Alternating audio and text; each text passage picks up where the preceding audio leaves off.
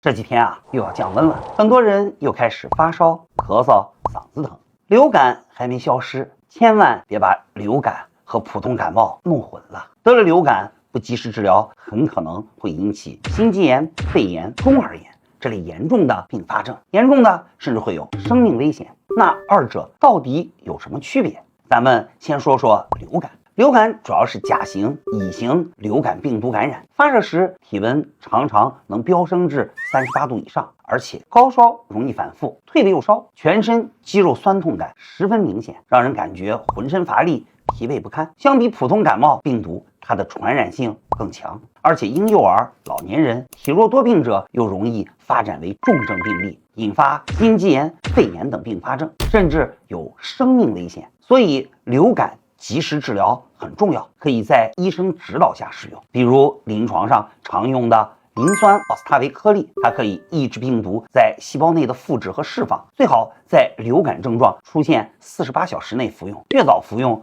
效果越好，可以缩短病程，减轻症状，而且也可以作为预防使用。而普通感冒病原体就较为多样了，鼻病毒、冠状病毒、副流感病毒等等都有可能是罪魁祸首，症状呢也温和许多，发热的情况一般比较轻，甚至有些患者可能不发热。即使发热，一般来说3到5天也能逐渐退烧，全身酸痛症状不明显，或者仅有一些轻微的感觉，总体对身体的健康威胁较小，一般不会出现严重影响生命健康的情况。流感与普通感冒看似相似，实则差异巨大，一个小小的疏忽可能酿成无法挽回的悲剧。希望大家能学会区分流感和普通感冒，做好日常预防，为自己和家人筑起一套坚固的健康防线。记得一定要点赞收藏哦。